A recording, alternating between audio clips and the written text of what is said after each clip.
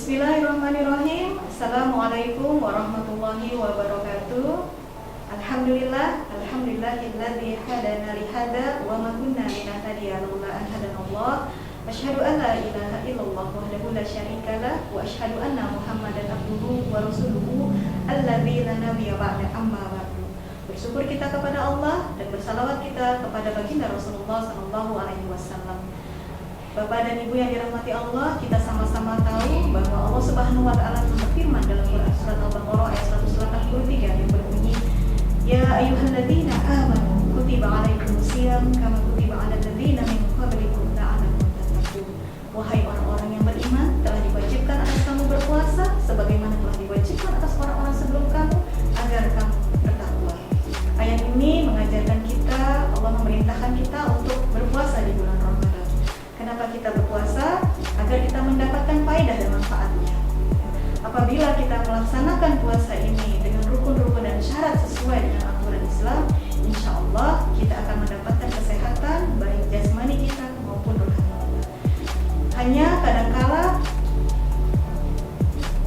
manfaat ini kita rusak gitu ya dengan perilaku kita sendiri ya, dengan hawa nafsu kita sendiri. Ketika kita sudah mempuasakan ya organ-organ tubuh kita, tidak memasukkan makanan ke dalam tubuh kita ya, dari jam 6 pagi sampai jam 6 sore selama 12 jam gitu ya, organ-organ tubuh kita beristirahat gitu ya. Tadi yang dari organ itu sakit gitu ya, dengan berpuasa dia menjadi sehat. Organ yang tadinya lemah, dengan berpuasa dia menjadi kuat. Tetapi kita rusak dengan cara kita berbuka gitu ya, mengikuti hawa nafsu kita, yaitu dengan berlebih-lebihan gitu ya. Kadangkala justru dan Rasulullah SAW sangat tidak menyukai apa-apa yang sifatnya berlebihan gitu ya. Dan mungkin yang ingin kita sampaikan bahwasanya makanan itu adalah sumber utama masuknya penyakit ke dalam tubuh kita. Bagaimana caranya supaya kita bisa menjaga makanan kita? Ini yang perlu kita perhatikan, Bapak dan Ibu yang dirahmati Allah. Yang pertama itu, makanan itu harus halal. Ya, kita tahu bahwa daging babi itu haram, gitu ya, daging anjing itu haram, gitu, bangkai itu haram, darah itu haram, gitu. Dan makanan yang kedua juga harus thayyib. Thayyib itu artinya baik dari sumbernya maupun dari cara pengolahannya ya. Selama kita berpuasa, kita tidak dianjurkan untuk makan makanan yang terlalu panas gitu ya. Misalnya panas sekali lalu kita makan, itu juga bukan termasuk makanan yang thayyib. Ataupun makanan yang terlalu dingin, itu juga bukan termasuk makanan yang thayyib ya. Lalu yang kedua apa? Ketika kita memperhatikan makanan kita, itu kita makan dengan membaca basmalah. Kenapa kita makan dengan membaca basmalah? Karena dengan membaca basmalah, insya Allah setan itu tidak akan masuk ke dalam tubuh kita melalui makanan. Banyak kita sakit karena perantara makanan yang masuk ke dalam tubuh kita. Ya, makanan yang harusnya baik menjadi tidak baik. Makanan yang harusnya bermanfaat menjadi tidak bermanfaat karena tadi setan masuk dan melakukan tipu daya terhadap makanan yang kita makan karena kita tidak membaca basmalah. Lalu yang ketiga apa? Makanan yang baik itu adalah makanan yang kita mengunyahnya cukup lama. Kenapa kita harus mengunyah makanan di dalam mulut kita ini? Mengunyahnya cukup lama supaya enzim-enzim yang ada di dalam rongga mulut kita ini bisa teraktivasi. Ya, dengan kita mengunyah, dengan kita mengunyah makanan, maka enzim ini akan keluar, dia akan terlontar. Tetapi kalau kita baru makan 3 kunyahan lalu kita masukkan, maka enzim ini tidak akan keluar secara optimal.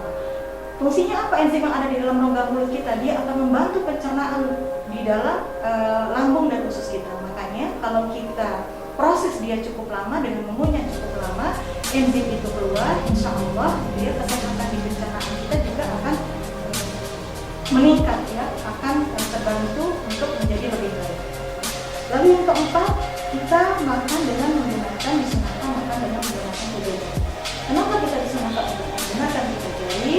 Ini Rasulullah sunahkan ya, bahwa kita tidak perlu makan dengan 5 jari. Karena kenapa? Filosofinya kalau 5 jari kita akan terlalu banyak mengambil pertama gitu ya. Dan ini tidak baik, sesuatu yang banyak dan berlebihan itu otomatis tidak akan baik untuk kesehatan kita ya. Makanya filosofinya dari 3 jari ini melambangkan kesederhanaan, dia juga melambangkan tidak berlebihan ya, dan dia mengatakan cukup ya. perlahan-lahan juga memasukkan makanan yang sedikit ini ke dalam mulut. Ya. Lalu yang kelima, kita disunahkan juga makan itu sambil duduk dan mengangkat lutut kita. Mengapa diangkat lutut kita? Agar dia bisa makan pelan-pelan. Demikian maka kita akan merasa lebih cepat kenyang. Ya, dan itu sangat disunahkan oleh Rasulullah.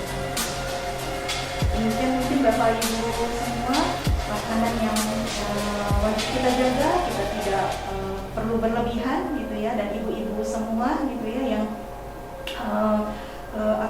di bulan Ramadan ini jangan malas untuk memasak di rumah gitu ya, karena semangat kita memasak di rumah adalah memasak untuk orang-orang yang sedang berpuasa, dan ini pahalanya luar biasa besar gitu ya. Disinilah ziyadatul khair kita gitu ya, bekal terbaik kita untuk kita pulang nanti menghadap Allah Subhanahu wa Ta'ala. Demikian, marilah kita sama-sama isi Ramadan kita ini dengan amal-amal terbaik kita.